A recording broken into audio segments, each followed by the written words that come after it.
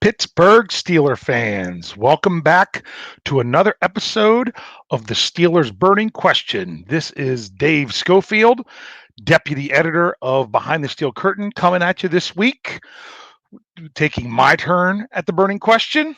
I know last week we got to hear from one, I'm pretty sure last week.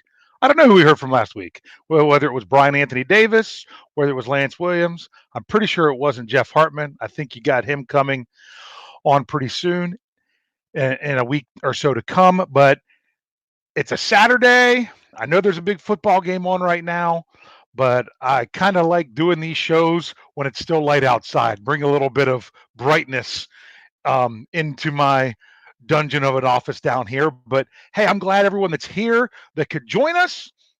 And let's get ready for this big game tomorrow with the Los Angeles Rams. It still kind of seems weird calling them the Los Angeles Rams again. But a few things to take care of first before we dive into the question and get some people some time to make sure they get their alert and jump on in. And that is, after this game on Sunday, we're going to be dealing with a short week.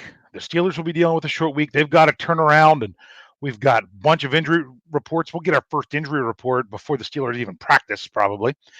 And injury reports will be quick. A lot of stuff will be quick. Of course, that's going to mess up our little bit of our family of podcasts.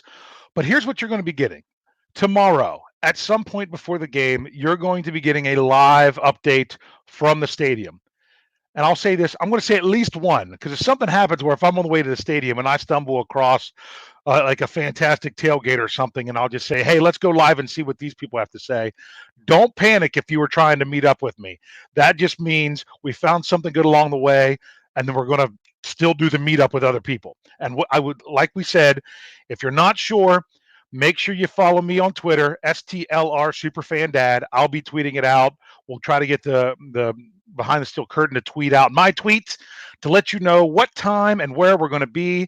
I'm going to tell you it's probably going to be on that, not the upper deck concourse, but the lower end zone concourse that goes around from end zone to end zone on the home side, not the bottom FedEx Hall, because that's usually pretty crowded. It'll probably be up there, probably close to my section, which is around 122. Well, my section is 122. We'll probably be close to 122 if we can find a great spot and have people meet up. So that will be going on tomorrow. So like I say, if you see me jump on like from the Clipper or something before that, don't be surprised. It would just be almost saying, hey, we're getting ready for our other one. Don't think that you missed out on it. So there's that. Then we'll have a post-game show tomorrow night. Then we'll have the hangover on Monday. Then things are going to start to get a little bit sketchy with exactly how we're going to work it out. Stat Geek might get bumped until after the game on Thursday, but between this week's game and next week's game, we'll definitely have, as far as I know, that we'll have the standard and the Steelers preview. Unsure which order. If you're just a fan of Behind the Steel Curtain podcasts in general, you have nothing to worry about because they're going to be coming to you. We just don't know which ones might be which one, but you'll have one every day. Just make sure you're ready for that. And then once the Steelers have that game, it's almost like they're on their mini bye, which is they get a nice extended time off until the next game. And we'll make sure that we will still continue bringing you content through that time. So that's kind of the schedule. If you are wanting to join in with the question, then you are here at the live chat. You can go ahead. I'm not really following that right now. We are going to dive into the live chat once we go over the question itself, and I'll let you know when that's going. So if you had a great comment or something that you want me to bring up, make sure that when that's done, you do it again at that time. If you want to make sure that I see it, you can use the super chat feature, where you type in your comment, hit the little $sign. We'll guarantee to make sure we bring that up, whether it's a comment, question, or whatever it is. I'll make sure I get to that. But I will tell you, we'll get to that after we actually discuss the question. So if you do it now, hopefully I can still go back and get it. Or if you just want to hold on that, that would be a good idea. The other thing that you can do that would be fantastic for the show, more than even using the super chat feature, that what would be to help us out more would be to go in right now and like the video. Like all the videos that you've caught on YouTube. If you're listening to this in podcast form, go in, like, give a good rating, whatever it is that you do, depending on what medium you're using in order to listen or see this show. If you're on the live chat and you want to do it now, you can hit the little X button on your phone and it takes away the live chat, and you hit the like button and then you hit the live chat thing and it brings it right back up again and you don't miss a thing. So it's there, it's ready. That would help us out a lot. And we just, more than anything, want to thank you all for being here and subscribing and tuning in and all those great things. So let's jump into this question right now. I was afraid I was going to be beating the dead horse a little bit too much with one specific question, so I made it a little bit more general so we could talk about a few other things. And that was this: were the Steelers ill prepared for life without Ben Roethlisberger? Now, what I mean there is I know a lot of us believe, and some of us don't, that Ben Roethlisberger will be back for the 2020 season. We will see if how that goes, how the rehab comes, how Ben's attitude is towards all that stuff. Maybe the time off makes him realize that, hey, I only have so much time in life to do the things that I want to do, and maybe it's time to move on. You never know. Ben's a family guy. He doesn't make the decisions lately. He discusses it with his family. He figures out what's best for him, and I commend him for that. So you don't know how that discussion is going to go down. But what about this season? Because this season kind of gives us a glimpse into life without Ben Roethlisberger for the Pittsburgh Steelers. He's never been on IR before. He's missed small stretches of games, but it's always about when Ben's going to come back. This year, Ben's not coming back. Out in week 2, and we knew he wasn't coming back. So the question was, how prepared were the Steelers for life without Ben? And personally, I think the answer to this question lies in multiple parts. Because I'm going to say the overall answer is somewhat. They were somewhat prepared, and they were somewhat completely unprepared.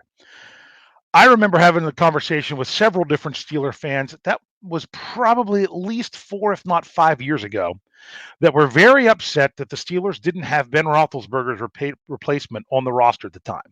That was in the early years of Landry Jones. He's not the answer. We need Ben's replacement. We need to know what's going to happen after Ben. If we'd have had Ben's replacement way back then, they'd have been long gone by now, or at least long gone by the time Ben was ready to hang it up. So I'm really glad that the Steelers did wait on that. And when it came to Landry Jones, I kept trying to remind people, Landry Jones was never meant to be the next guy after Ben Roethlisberger. He was only meant to be a serviceable backup, which is what he was with his time at Pittsburgh. So then the Steelers, much to my delight, there's only ever been 2 times in my life that I've wanted the Steelers to draft a quarterback in the NFL draft, and that is when they drafted in 2004 one Benjamin Todd Roethlisberger. I remember seeing one game on ESPN of Miami of Ohio and saying, man, he'd be a great guy for the Steelers. They should trade up and get that guy. And what do you know? They didn't even have to make the trade. That just worked out perfectly. The other person was, I really wanted the Steelers in the 2018 draft to take Mason Rudolph in the first round. Yes, I was that crazy that I wanted to see them take him in the first round because I felt he was the right fit in order to be that guy that could be behind Roethlisberger and could be the guy going forward. And what do you know? The Steelers got him in the 3rd round. Now, for some people, that changed their perspective completely on Mason Rudolph because he wasn't a first-round pick. He can't be the guy. Well, you know what? There was a lot of guys out there that weren't first-round picks that were the guy. There's a really good matchup tomorrow night of 2 4th-round picks that are both the guys for their respective teams, one of which signed a free agent deal with their team where it was all guaranteed and one Kirk Cousins. So as much as you look at that, and plus you also have a lot of first-round guys. I mean, the Steelers have a first-round quarterback on their team. He's their 3rd guy on the roster in Paxton Lynch. He was a first-round quarterback. So sometimes we need to just kind of get over that mentality. But the Steelers are going with Mason Rudolph right now, and we talked about it some on the preview. And one of the things that I feel why the Steelers were not prepared for life beyond Ben Roethlisberger was they do not have the proper offensive coordinator for a young quarterback right now. If you look at the interviews from Coach Fichtner, if you look at the interviews from Mason Rudolph and everything, it seems like they are they are more working. It seems like Coach Fiedner's working more against Mason Rudolph. Now, I know Brian mentioned that a little bit last night when he filled in for the "Yeah, I said it" when some people asked a question. I don't know that he's trying to sabotage Rudolph in order for Roethlisberger to come back. I don't know that I'd go that far in a conspiracy theory, but the offensive coordinator they have right now was completely. He was Ben's guy. This was all about Ben Roethlisberger. And I don't blame the Steelers for doing it because when you have a Hall of Fame caliber quarterback, someone who's won 2 Super Bowls, who's arguably the best quarterback in franchise history, he's either 1A or 1B, and we're not going to get into that debate. You take advantage of that and you work things around that. But the question was, what were they going to do with Randy Fichtner after Ben hung it up? And right now, it's just looking like they've they've got they've got Mason Rudolph so twisted and torqued and not, you know, they've probably created more doubt in that young man's mind than they've helped him. And that's not the job of a coach. The job of a coach is to help your players get better, not take a player that's a decent player and has the potential and twist them up and make it to where they don't produce. Now, I know some people could say, well, that's a lot of that's on the player. You got to be above that, which is true. I can't deny that. But at the same time, those of you that also want the Steelers to use a different quarterback at this time, you want to ask yourself, would there be much of a difference there? Or would it be the same situation with another quarterback? Because it seems like especially when you hear Mason Rudolph talk in interviews, that it's like, well, they're telling me that, Coach Randy says we got to take care of the ball. I didn't listen to Coach Fiedner's interview this past week. I read it, the whole thing. I read the transcript instead. And I'm like, he's talking about we got to take care of the ball, and he's talking about we've got to take chances in the red zone. Well, what are you telling your quarterback? Are you telling him take care of the ball? Or are you telling him, hey, you've got to make the throw for us to get the touchdown? Because right now it seems like you're saying, so do we put the square peg in the round hole or the round peg in the square hole? Because there's a way to do it together, but the way it's just coming across to me just seems like it's too contradictory. I'll turn to you all and see what you all think here very shortly. So that's one concern that I have. Two, this was bad timing because the Steelers had just in the last couple of years moved on from some very large personality and contracts on the offensive side of the ball. We'll just kind of leave it at that. But that were also all pro caliber players. So you made the decision of who you were going with whenever things were falling apart. You went with the quarterback. The question is, were you ready when that quarterback wasn't available? So it just so happened to be bad timing there. So to me, that's partially just kind of almost dumb luck. So, but they've got young wide receivers, they've got young running backs, but they're working through it. They're all working through it together. And the way that the Steelers seem to be prepared for life without Ben Roethlisberger was building that defense where they focus so many draft picks and everything else in order to try to shore up the other side of the ball. Because just like we saw when Ben Roethlisberger came in as a rookie in 2004, what did he have? He had a great running game, shut down defense. Now, it doesn't mean that the Steelers have that great running game like they did before because you can't have it all.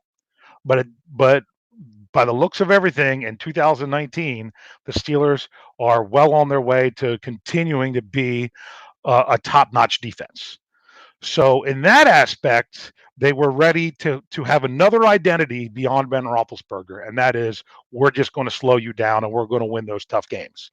I don't know if they were quite there yet, but we also weren't quite ready for Ben to be done yet. So I think this season has given us a pretty decent glimpse as to how things could fall post Ben Roethlisberger, because this is the snapshot we're having for the season, and then we'll see what's happening in 2020.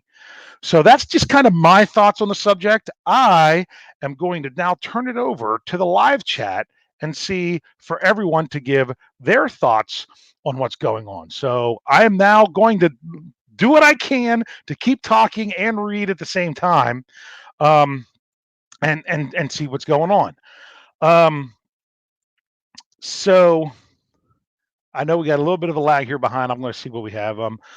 Here's one that says that we have Fichtner is buckling under pressure. Okay. Is it that, or is it what Brian Anthony Davis has said so many times, is that Fichtner was still just the quarterback's coach? It was Ben Roethlisberger that was the offensive coordinator. And they just promoted his guy to be there for Ben to really be the OC as the quarterback. Which, if that's what they did, which is what is appearing that they're doing, then that just shows how ill prepared they were for life after Ben. That it was going to be the massive letdown. So here we go. Let's see what we got. Some people were just saying here same commenter 98671X. Who is the current quarterback coach? That was something that I wanted to address at some point, and that is there is not one. They did not hire another quarterback's coach. And the reason that's so concerning is the Steelers run close to, but I'm pretty sure it is the smallest coaching staff of any NFL team. The salaries for coaching staff do not count towards the salary cap. You could come out for a game with 3 coaches. You could come out to a game with 30 coaches. There's no limit with what's going on in the whole scheme of things when it comes to coaches. So the fact that they're running such a small coaching staff is questionable. That's just like they did not bring in another outside linebackers coach. They have their defensive coordinator also coaching the outside linebackers. We can still argue whether or not he's really still the defensive coordinator or not at another time. So that's going on there. I have a different question about tomorrow's game. They wanted to know, is Tony Brooks James the second running back tomorrow? Actually, Trey Edmonds practiced fully on Friday and does not have an injury designation going into the game. So they were basically said Friday, they were resting the ribs. He has no issues. Because if there was any chance they wouldn't have him active because of an injury, the last thing the Steelers wanted to do was get another fine like they did with the Ben Roethlisberger situation, where they were, I think it was the Steelers were fined $75,000. Coach Tomlin was fined $25,000 for not properly disclosing Ben's injury prior to week 2. So they're not going to do that again, which means Edmonds is healthy and playing. So he's your number 2. Brooks James is your number 3. So George has a very good point. Injuries are killing us. Lucky to be 4-4. Got to be proud of this team for not giving up. Thank you, George, for being a good voice of reason that we often need to hear. I know a lot of us do feel this way, but some of us don't. This team is so underperforming, blah, blah, blah. I mean, look at your superstars on the offensive side of the ball. It's kind of hard to find them. You've got a lot of young guys. Okay. Your defense is stepping up, making some big plays, leading in some great categories. All right. They just need to bring it together. And like I talked about on the Steelers Stat Geek this week, I don't think they'll listen to me. I don't think they'll play it this way.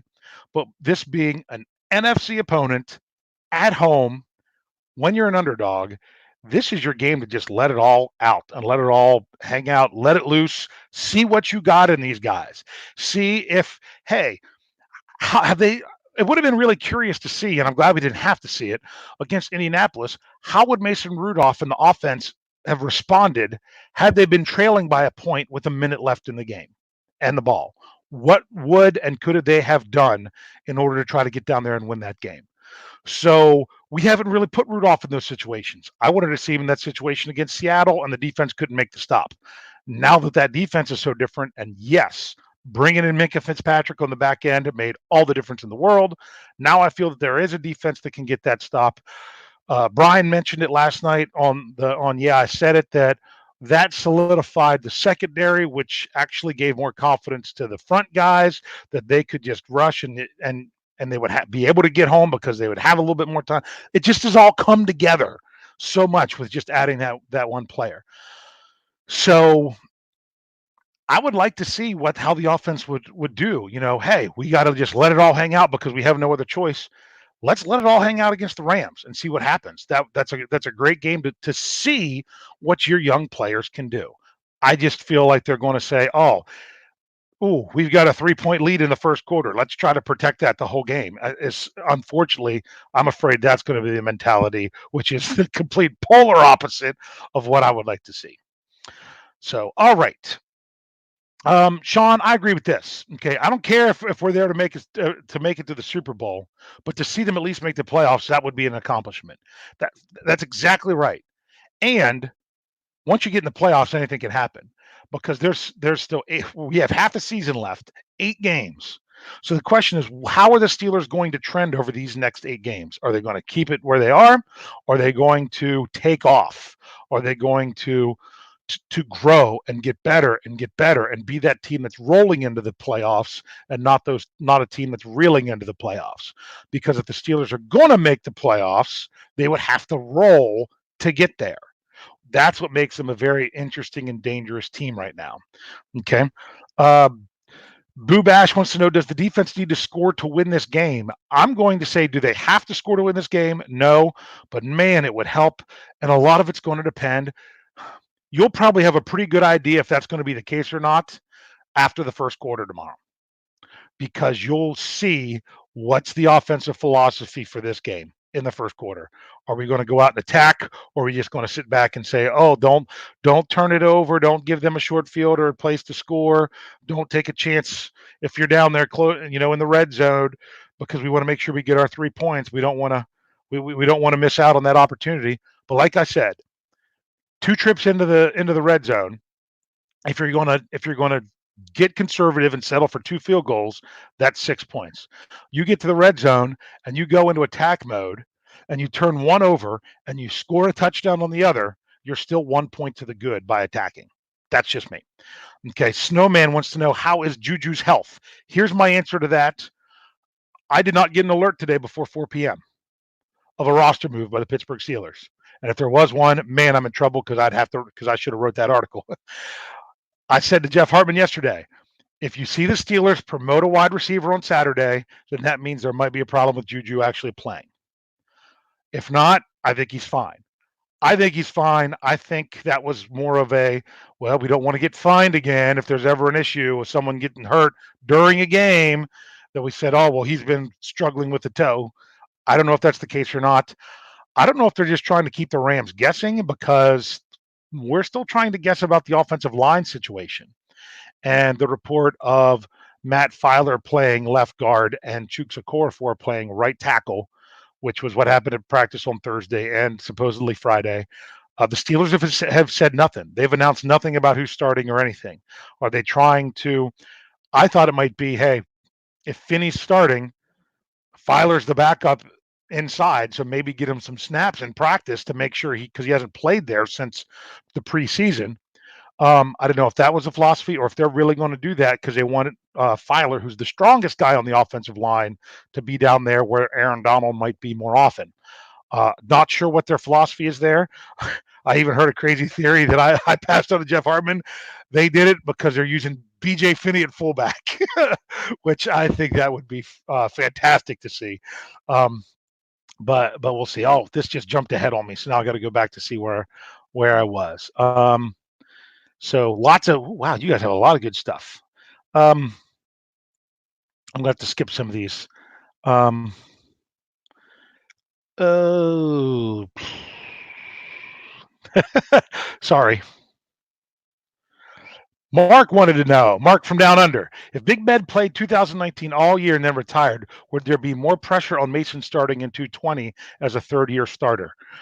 Whoo, that's an interesting question. So if Ben would have played all this year and then retired, and then Mason came in and was the guy to start the next season, I think their offensive philosophy would have been different. I think they would have had more of a time to prepare and would have a better idea of what they're doing, because it seems like 2 games into the season, changing quarterbacks, Coach Fiedner was not prepared for that. I don't want to keep knocking the guy, but I just haven't seen it.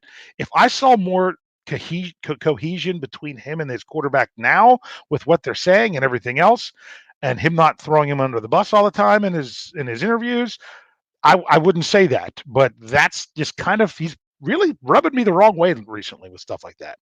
Okay. Ryan Kellerman says he wants to see Brooks James as the return man. I wouldn't mind seeing that.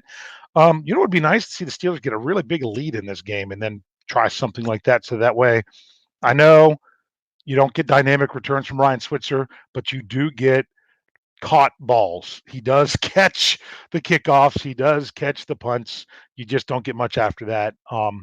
And the way the Steelers have been conservative at times on offense, that's kind of what they want out of that. Okay.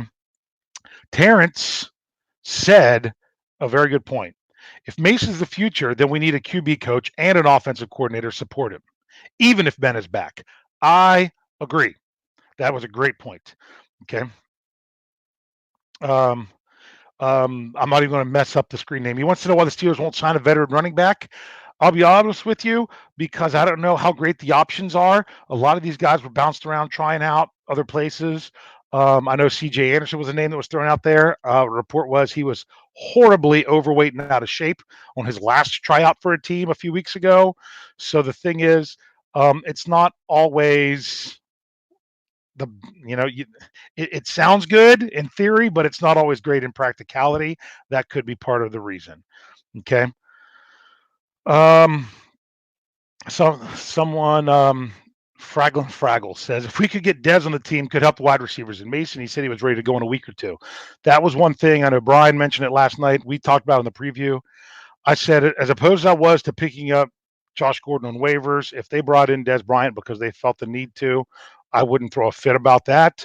I don't know that he's the answer. I'm not upset if they don't, but I'm not upset if they do.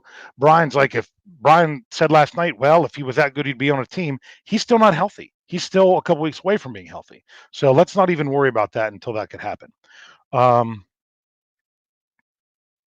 Okay. So this is what Big Spence says. That's exactly what I was saying before. Fiedner is a rookie offensive coordinator, and you have essentially a rookie quarterback. Yes, Rudolph's in his second season, but when you're the third guy, you get minimal reps at practice during the season. Basically, you got the preseason, and he never once was in pads for a game. So in essence, he's a rookie. He's a rookie. Okay. Kathy says she would be delighted with a winning season.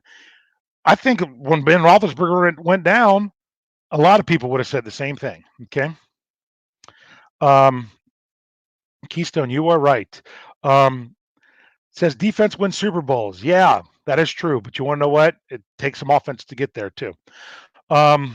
So I would say if you really want to win a Super Bowls, balance on both sides of the ball. So here we go. Bill Davis says Freemason.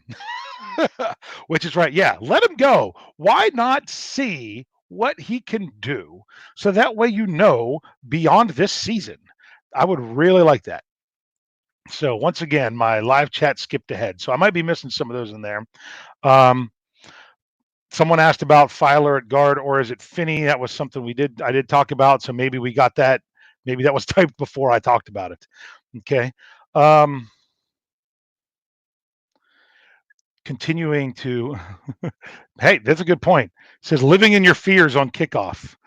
Yeah, which is funny because for a coach that says we don't live in our fears, it seems like his coordinators both coordinate like they're afraid to lose their job, which is living in their fears. So here's something I'm going to bring it up anyway. Okay, I'm not going to say the name. If we can hold the offense scoreless, we have a chance that Juju should challenge Ramsey. I don't know we have to hold the offense scoreless, but I think our defense could really do some shutdown stuff. It's supposed to be not as cold as what people thought tomorrow when the game starts. It's going to be around 50 degrees around kickoff. I'm checking that because I'll be there and make sure that I'm properly dressed for that. Okay. Mark wants to know if the Steelers win by 21 points, will the NFL take us seriously? I'm going to say, who knows?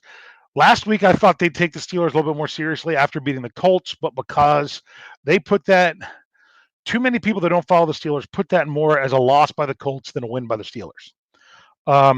But then they didn't take some of those other situations where the Steelers lost to the Ravens, and when the Steelers even lost to the 49ers, that was more of a loss on the Steelers than a win by either of those teams. So I know it takes both of them, one to win, one to lose. It really does take both. But you know what I'm saying? It's the public perception of other people. I picked the Steelers to win by a ton because I had to. If you guys missed it on the preview, because my brother and I are going to the game together and sitting together at the game, and every time we've gone, there's been a progression. Against Tennessee, the Steelers won 40-17. Last year against the Falcons, they won 41-17. So just pure mathematical patterns. That means the Steelers have to be due for the 42-17 victory tomorrow. But like I said, for them to score that many points, it would probably take 2 or 3 defensive scores because Coach Fietner, if they get a lead, will probably huddle up in a corner and just pray that they don't screw it up rather than actually attack and score points. Boy, I'm really down on him recently, aren't I? But I'm getting kind of tired of him. The way he's treating his young quarterback. He's not. I don't feel like he's helping him, and I don't think the Steelers are helping him by not having a quarterbacks coach. So when someone said we don't need to experiment at quarterback since we are still in the mix, I agree. About especially when you're talking about playing another quarterback or what we're doing at quarterback. I'm just saying if there's ever a game that you're saying let's give let's take the handcuffs off the quarterback. This is a game. Losing this game, a game that you're supposed to lose, even though it's at home, and being at home could help you with this whole aspect. Why this is a game to go for it because it's an NFC opponent, so that wouldn't help you. That wouldn't hurt you in a tiebreaker situation, and it's a team that's favored to beat you. So why not? If you're ever going to do it, here's your chance. If you don't see it, I don't know that you're ever going to see it, until the Steelers are eliminated. Okay. Hey, David Moya, you say you're in section 115. I will be over from you a little bit. I will be in 122. Look for the mask or come visit us. If you didn't hear at the beginning of the show, we're going to be doing a live show before the game in the concourse outside of the 100 level in the end zone. So in other words, up the escalators. Follow me on Twitter at STLRSuperFanDad, and you'll get info about when and where that's going to take place at least 10 minutes before it happens. Okay. Mark, I clicked the wrong one for Mark. Mark said, I kind of agree with this. The Rams are good on paper, not on the field. Okay. But they're coming off a bye, which gives that paper team a chance to try to mesh a little bit more to put it on the field, which makes it tough. Their new big weapon in the secondary got a game under his belt and some time to figure out what he's doing with the bye week, although it was kind of a shorter bye week because they had to come back from London, but that's just kind of how they do it. Okay. Ryan wants to know how many turnovers does the defense get and how many does the offense give away? If the Steelers want to, I said it last week that they were due for this. Maybe this is the week they're due for it. This is the week where the Steelers are due for a game where they don't turn it over, and that's what helps them win. If the Steelers have 0 turnovers, they have a fantastic chance to win this game. They could turn it over twice and still have a great chance to win the game. But for every turnover you lose, you're going to need, in my opinion, +2 takeaways. Not for each one, but above what you do. So if you turn it over twice, you're going to need 4 takeaways. Turn it over once, you're going to need 3 takeaways. I would love to see 2 takeaways, no turnovers, and a Steelers W. So there we go.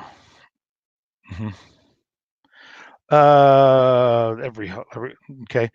Someone says every loss hurts you. Yes, it does. But you also have to remember that every loss does hurt. And if you're already supposed to lose this game and you end up losing it anyway, why not learn something about yourself in the process and maybe even win the game? I like when the Steelers I've always loved when the Steelers were underdogs, especially with Ben Roethlisberger quarterback, because it seemed like they stepped up to the challenge. They stepped up to the challenge saying, we're not supposed to win this game. Let's go out there and win it. I feel if you have the right game plan to attack, you can do the same thing this week. And that's my whole point, is it should be a completely different philosophy going into this game, knowing that you're an underdog, that Steelers have stepped up to in the past that I'd like to see them do again. So we're going to cut this off here in a few minutes. I'm going to see if I can catch up here, see if there's any other good questions. David says he's going to look for me because it's his first time. Oh my gosh! Make sure you get there plenty early. It's just you'll never forget it. Be ready for Renegade, because every time I'm sitting next to someone who's new, and the screen turns black, they're like, "What's going on?" I'm like, "Oh my! You don't know what's coming." Okay, so I just want to thank you all for being here on a Saturday afternoon when there's a really big college football game going on. We wanted to get this out to you now so I can have some time to prepare to travel to the stadium tomorrow. Um, Sorry, Michael, that wasn't me that was told I didn't know football. That was Brian Anthony Davis. So, so just to let you know that. Um, anyway, big game tomorrow. Make sure you're looking for us for the pregame. Make sure you're tuning into the postgame. Make sure you're tuning into BehindTheSteelCurtain.com for all your Steelers needs. We've got great stuff on there today. I projected my inactive list that I do every time to see how we do with that, so you have an idea of who's going to play or not. For those who asked about Juju, I have Juju playing tomorrow, but that's me. I'm the eternal optimist. We'll be back with more podcasts every day next week. Like we said before, the best thing you can do here, go in, hit the like button on whatever way you're watching or listening to this podcast, and that just helps us overall with everything. Also, if you're looking ahead and saying, I'd really like to get to Heinz Field sometime and watch a game, I've got two different things I want to say about that. One, I just had someone who was supposed to go to the Steelers Browns game with my tickets. They canceled out on me this week. I'm not going to get into all that. But if you would like to go to that game on December 1st, I have two tickets available. You can contact me. And you can go sit there and enjoy the game. I would have possibly thought about going to that game, but unfortunately, I'm going to this game, and I'm going to the Buffalo game with one Brian Anthony Davis, where we are planning on doing a get together for Behind the Steel Curtain. So if you don't want to go to the Browns game, that's Thanksgiving weekend, by the way.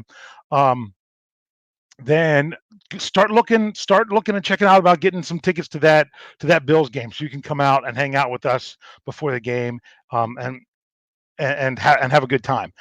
So with that said, thank you all for tuning in. Hopefully we will be back next week celebrating a Steelers victory. And as the great Lance Williams says, tune in, tell a friend, and subscribe. We'll see you all later.